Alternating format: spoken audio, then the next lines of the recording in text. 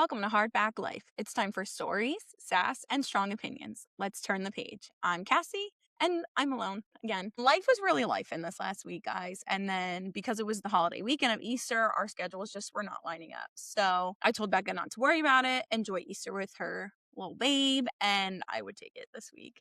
Hopefully, you guys aren't super sick of me because I do the more amount of solo stuff. So I do truly understand if you're tired of hearing me. I get it. I'm sorry.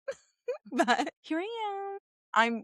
Like I said previously, we're really trying to be on top of weekly content and then even adding in those like in between episodes for YouTube that are like 15, 20-minute, just like fun things we can't make full episodes out of. We're trying to be very consistent. And with the shorter ones, not as consistent. Like there's one in between each episode, but there's no set release. It's just kind of whenever we get to it at the moment, and we're testing different days. So we'll see. But hopefully those are going well. Those are shorter, like ones we can't make full episodes out of. So the last one I did was your favorite female or not just cartoon, but your favorite childhood TV character, and then what FMC you should read based off them. That one was fun. So yeah, they're just like short. Like that could never have been a whole episode. I was done with that in like 15 minutes. Just fun things in between. And then these bigger episodes are still for books or bigger topics that we want to talk about. So before we get going, I just wanted to do a couple housekeeping things, or some business things. I don't know what to call this, but this Saturday, so that it's Tuesday, the day this is releasing, but Saturday, April 11th, we will be at Odd Birds Bookshop's grand opening in Bel Air, Maryland. We're really excited about it. Jess was on the podcast a couple weeks ago, and like we said there, she was one of the first people to really know, I guess, about our podcast and our Instagram. So it's really exciting now to get to see her open her bookstore. She's been a pop-up shop. So we're super excited to be there, and we hope we get to see some of you guys there too. And then another event that we have coming up, but not for a while, is the Bel Air Book Fair in Maryland. That's not till August 8th, but we're influencers for it. So I am trying to put the word out a little bit more. Again, hopefully that's something we can see you guys at as well. I know a lot of our events are Maryland based just because Becca's the more social of the two of us. So she's able to go out and just like introduce herself in the podcast to other people. And I struggle with that. I'm really trying, but I do struggle with that way more than she does. So a lot of our like events that we've been at or are going to are all Maryland based, which is fine. I love Maryland, so I will find any excuse to get down there. But yeah, hopefully we'll have some stuff closer to me or even just in other places, like expanding. I think that would be fun. So yeah, those were like two that I really wanted to get out there to everybody. We've posted about both on our Instagram, but of course not everybody that listens has an Instagram, or not everybody that has an Instagram listens. So I just want to spread the word everywhere we can. But yeah, those are like the biggest things we've got going on or coming up. I saved the what I'm currently reading because that's going to lead into this episode. So I'll do like around it and then I'll get to what I'm currently reading. So I don't have any audiobooks right now because I'm waiting on Libby, because I'm strictly listening to nonfiction on audio. So right now all of mine are on a wait list for Libby. So I'm just kind of waiting, which slows down how many books I'm reading for the month, but it's fine. And then I'm actually reading the second in a series or in a trilogy for an author that I'm on their influencer team for, or their street team for, through Rattle the Stars PR, which is, we are an influencer for them on Instagram. And then I signed up to be on A.A. Gordon, she's the author, on her street team for her third book, which is Wrath of the Wild Hunt. And I thought I really am enjoying. So I'm on the second now. I tried to put some space between the first and the second. Since I do read faster, it's kind of the only way I can pace out a series. So I'm currently reading the second, which is Bane of the Wild Hunt, and I'm really enjoying it. I loved the first one, which is Captive of the Wild Hunt. So I thought we would talk about that one today, because though I have recommended it to Becca, and I do think she should read it, I think this series needs to be hyped up a little bit more. I really am enjoying it. So I just wanted to present it on here as my solo episode for today. I thought that could be fun. So yeah, Captive of the Wild Hunt is the first one, which we're going to talk about today. I'm currently reading Bane of the Wild Hunt, which is the second one. And then the third one that I'm on the actual ARC team for is Wrath of the Wild Hunt. I'm super excited to share this series with everybody because I do think it needs to be hyped up way more than it is. It's so good. I'm thoroughly enjoying it so far. I really like the characters, and I'm going to get into some other things. I talked a little bit about it after I finished the first one in like this part of one of the episodes. So I am excited to give you a whole episode. Granted, it's probably going to be a shorter one because it's just me. However, I do tend to say that every time I do a solo episode, and they never seem to be shorter. So I don't know what that says about me, but I'm thinking about it, and they don't ever really seem to be any shorter than when Becca's here. So am I the talkative one? I usually think it's Becca, but it might be me. I don't know. Anyway, I'll give you a quick synopsis. This is hard because, again, I'm only on the second one and I didn't want to give too much away. So I'm trying to just give a broad stroke of it because, again, it's not like an ACOTAR that's out there and everybody kind of knows basics of it. I really like to go into books blind, and therefore I'm trying to give as little as I can, but still make you want to read these books, if that makes sense. It doesn't take much for me to want to read a book, but I do want to not spoil anything for any other people who don't know if they want to read it yet, but you should. Okay, so Ornella, who is one of, I guess, the main FMCs, while trying to distract the Wild Hunt from her friends, ends up right in the middle of it instead. She gets yoinked right into that Wild Hunt chaos, basically kind of like a fae supernatural biker gang, but of royalty. There's some more antlers, though, some more dramatic capes. Suddenly, she's surrounded by dangerously attractive, morally questionable, depending on who you ask, fae who think boundaries are more of a suggestion. Our hero spends most of the story trying to not die or figure out how they're going to kill her first so she can outwit them and not get emotionally entangled with her terrifying yet very attractive captor. Her friend Amira, the Fire Witch, ends up entangled in a kind of love triangle with a griffin. I will give no other information there because it will be full of spoilers, and I'm not doing that. So in short, there's some kidnapping by some forest royalty. People develop complicated feelings, not just Ornella, but the captor, the griffin, the witch, everybody. And somehow it still has time for witty comebacks. So it's just full of greatness. All the things we love. I'd say like the main tropes are enemies to lovers, slow burn, really slow burn, and we'll get to that. Yeah, I think those are the main ones, I guess. I think there's room to say found family for sure.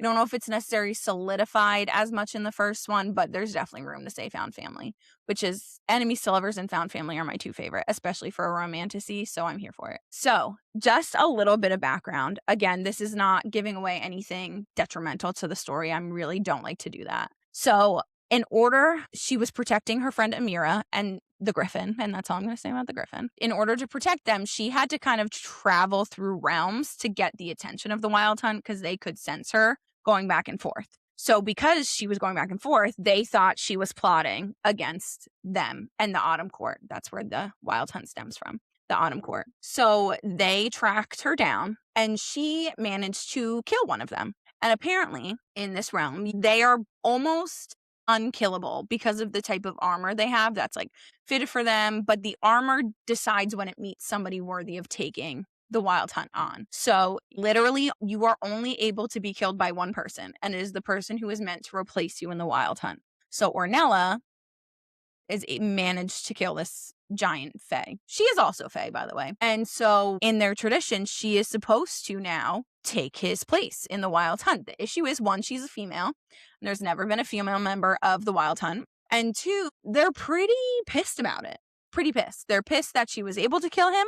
They're pissed that she did kill him, even though, again, my confusion, I little bit don't get that. I mean, I get these people are immortal, essentially immortal. So they've been together like 400 years. So of course they're close, and you're going to be upset when somebody dies, but it's kind of the job of the Wild Hunt. Like once your armor finds somebody suitable, you're going to die. You know, it's kind of the point. But there was a lot of anger. And again, they thought she was a spy. So they really were handling her differently, I think, than if somebody else had killed to get into the Wild Hunt, because they thought she was a spy. So they're keeping her at arm's length, for lack of a better term. So she really kind of loses her agency throughout this story, her ability to say yes and no to things, because her soul is now binded to these men. And she didn't know that. She is not from the Autumn Court, so she doesn't know really anything about the Wild Hunt other than they're stealing fae from other other courts, other realms. So it's not something she ever wanted, not something she was trying to do. And she didn't even know that if she killed one, she then had to take their place. So she's like all sorts of messed up over this. She didn't want to kill the guy to begin with, but he was being really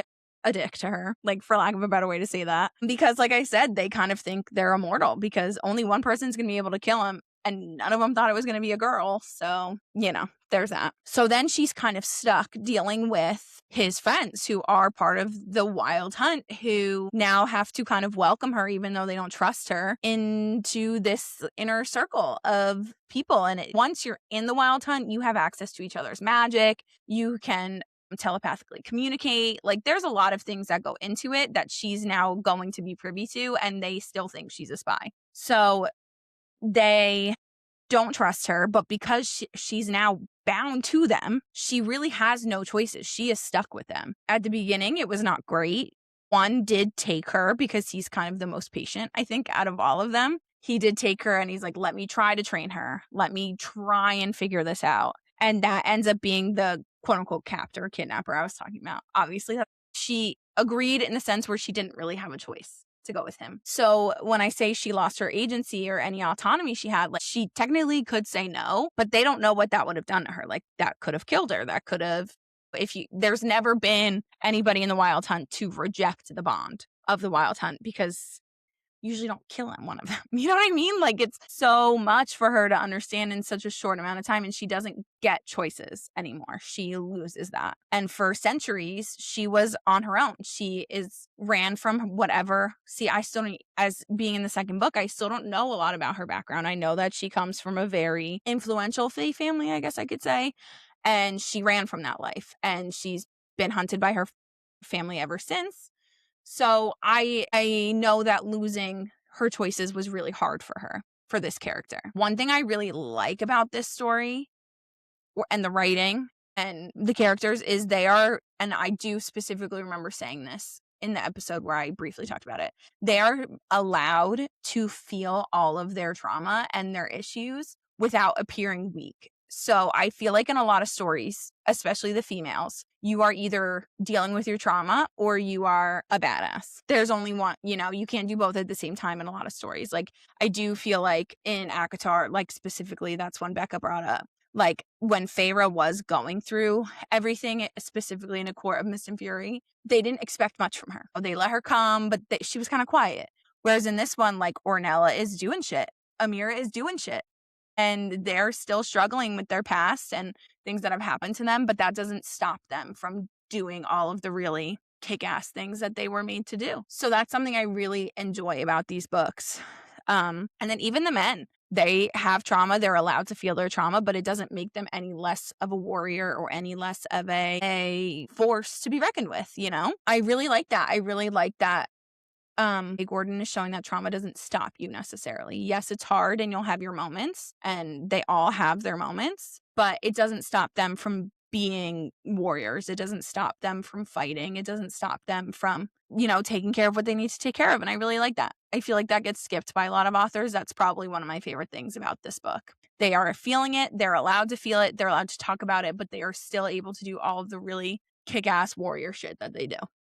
So I like that a lot. One question I have, and because, like I said, I'm only on the second, I'm 20% into the second, you have two very different perspectives going on. It is a multi-POV, even more than just two. You have the Wild Hunt, who once you get more time with them in the books, you do hear that they are actually trying to do something good. They're trying to help the realm. But with Ornella having not known that, it was news to her.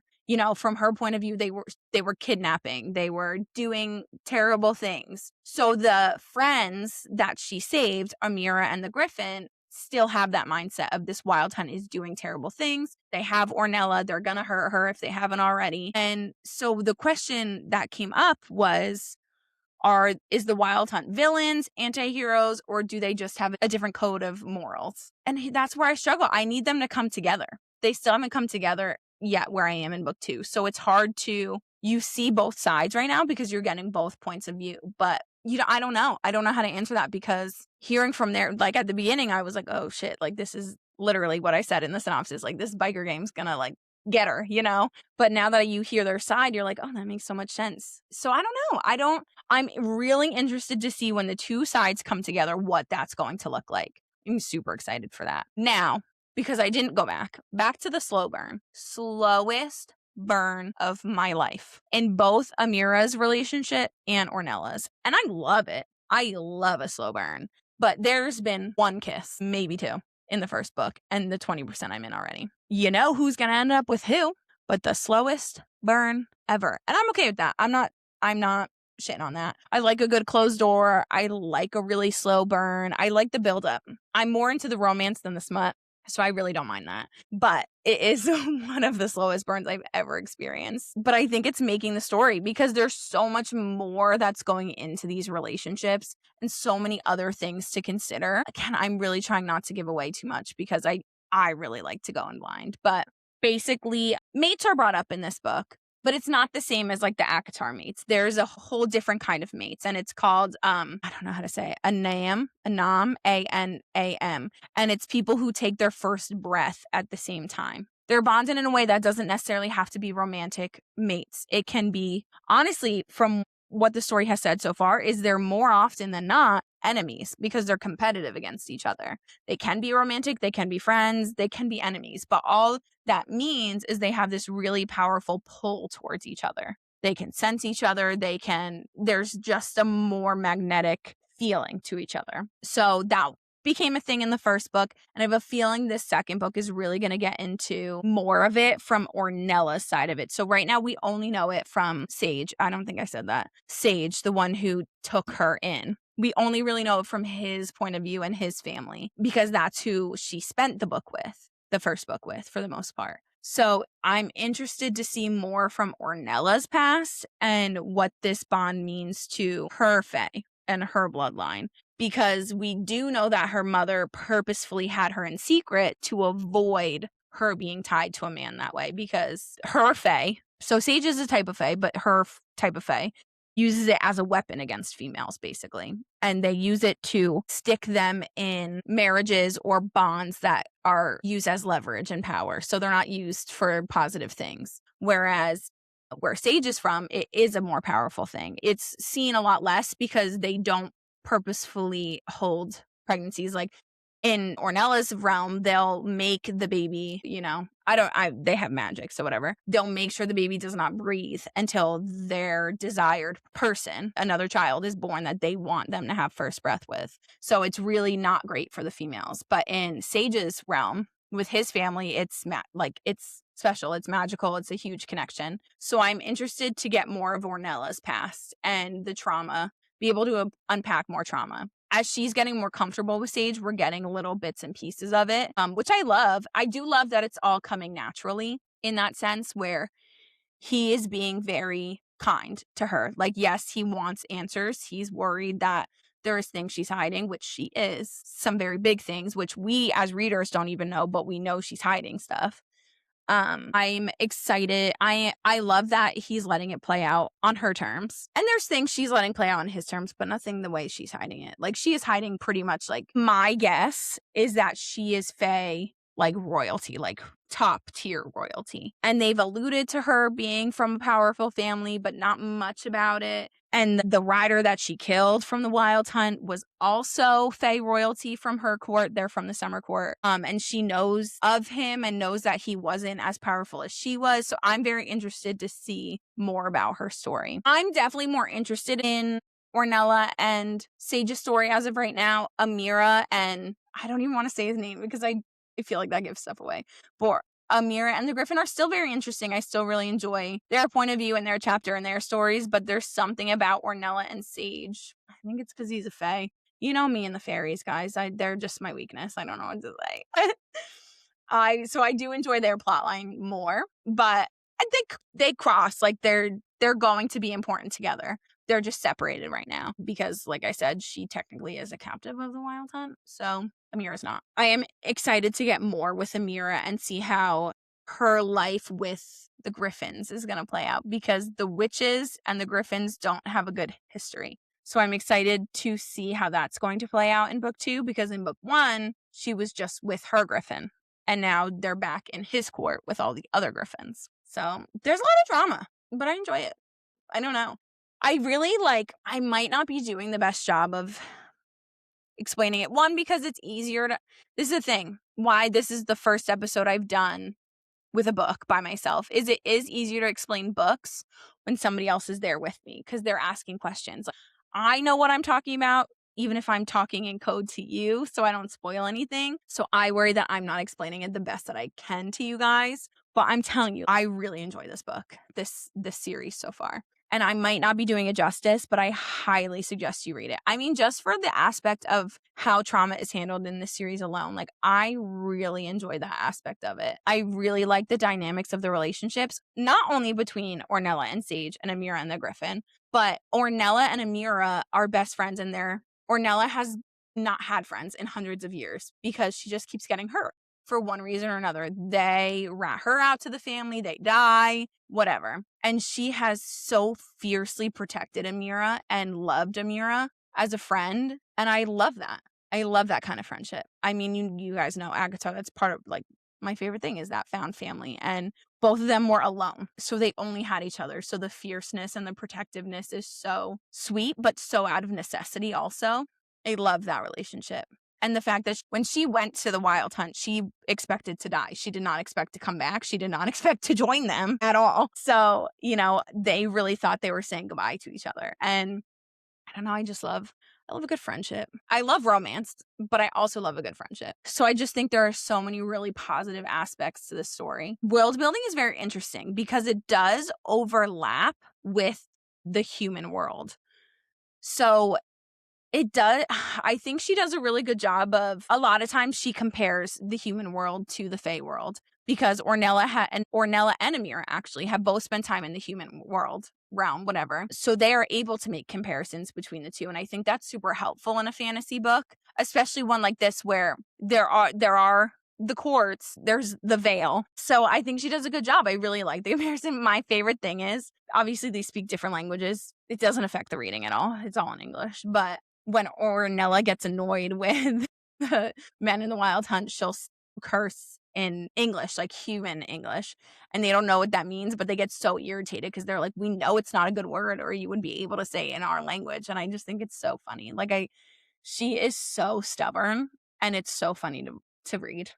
I really like her. I was not sure how I was going to feel about her as a main character at the beginning of the first book. I was like, she kind of who she reminded me of? Aelin, a little bit, from Throne of Glass. And I was like, I don't hate Aelin by any means. She's just not my favorite. And that's kind of the same vibes I was getting, but she really has grown on me. I really enjoy her, especially as you get to know more about her. I really like her as a character. I do. I'm excited. Like I said, I'm not super far into the second one, so there's still a lot for me to go. And then the third one is the arc that I'll get to after the second. And I'm super excited about it. I'm really enjoying the series. I've said it a few times, but I think it deserves more readers than it has. Rattle the Stars is the PR team that I'm working with it through. They're a smaller one, but I do genuinely, I'm trying to compare it to something in my mind. That's why I keep pausing. I want to say there's ACOTAR vibes. If you liked ACOTAR, you're going to like this. It's ACOTAR, but I would say it's ACOTAR and Throne of Glass mixed in the sense that it has the found family, it has the slow burn, it has the different worlds, the different courts, it has magic, but the FMC from the get is very capable, and she is very smart, and she takes care of herself for a very long time. And then she becomes stuck with these men who she doesn't want to be stuck with, and has a unexplainable bond to one of them, the one that takes her home. And that ends up getting explained by the end of the first book. I might have already alluded to it without giving too much away. But it reminds me of the Aelin Rowan, that kind of bond where at the beginning they were just friends, right? And then they grew into more. And granted, like I said, the kiss was with Amira. It wasn't even with Ornella. So Ornella and Sage have not kissed yet. I'm guessing that's who's going to end up together. Granted, I could be wrong.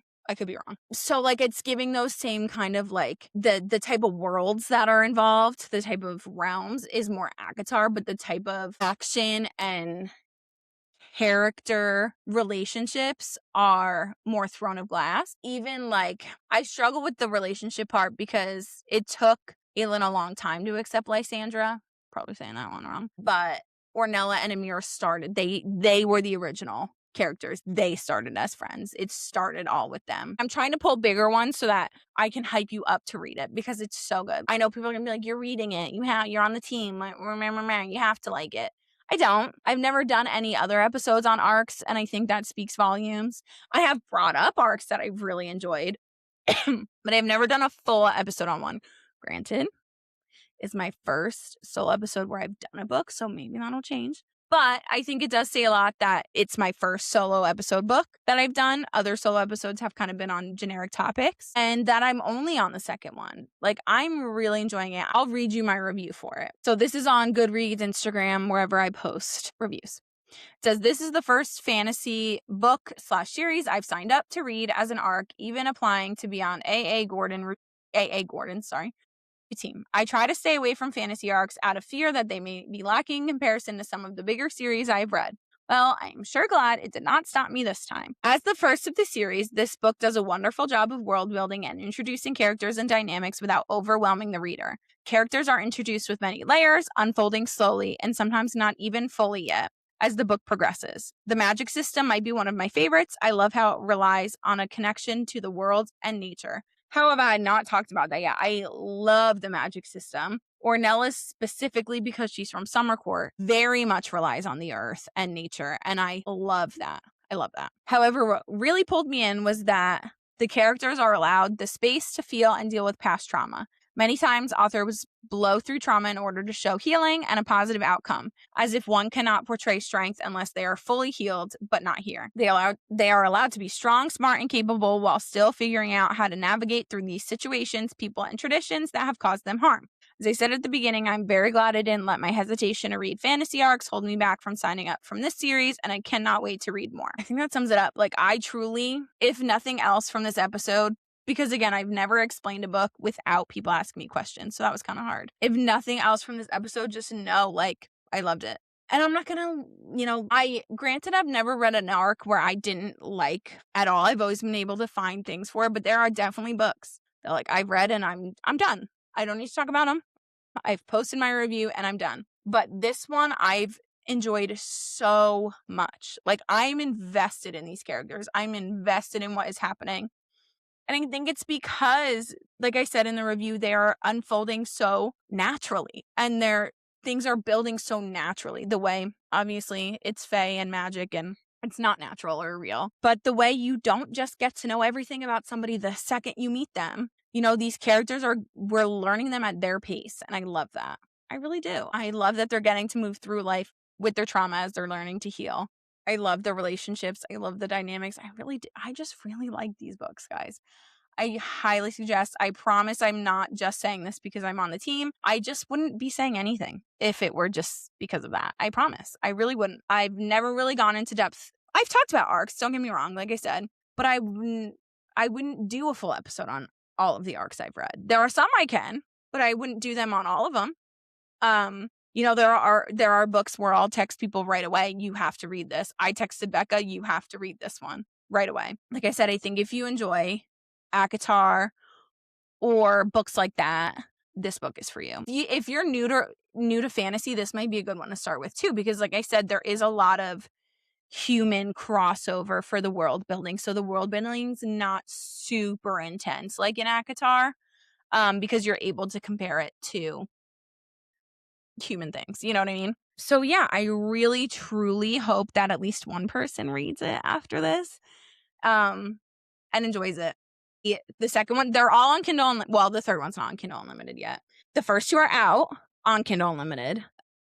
Second one, Wrath of the Wild Hunt, will be released on May 15th. So you have time to read them before the third one comes out. And I highly suggest that you do. I'm not just saying it, guys. I really like it. It's going to become part of my personality now. So I need more people to read it so I have more people to talk to about it. Please and thank you. But that's all I have with it. Like I said, look for the review of the second one within the next week or so. By the time I post, I won't be done. I don't think the chapters are longer, so they're harder to commit to after working all day, but usually I get most of my reading done on the weekends with longer chapter books. But it should probably be out within a week or so. I'm really enjoying it. I really hope that at least one person reads it after this, even through my poorly explained synopsis, trying not to give spoilers. I'm really going to have to listen back to this one and be like, how can I do this better? But I'm working on it, guys, I promise. So, like always, shout out to our social medias. Instagram's our biggest one. We have our website where if you are an author, you can submit a form to come on our podcast. We'd love that. Or a small business. I mean, like I said, we just had Jess on from Oddbirds, so we would love to have more. And if you don't already, subscribe, like, follow, rate, comment on YouTube, Apple, and Spotify. I have figured out how to put on YouTube. I think that's where most people listen, honestly. But I have figured out how to put like a subscribe button right on the screen and another video button right on the screen. I'm getting there, guys. It's just taken a while, but I'm getting there with these. So this Saturday we'll be at Oddbirds, and I really hope we get to see some of you there. You can stop by and talk to us. We want to hear about your experience and celebrate Jess's amazing accomplishment. So until next chapter, stay cunning, stay brave, and remember, you are your own high lady. Bye, guys.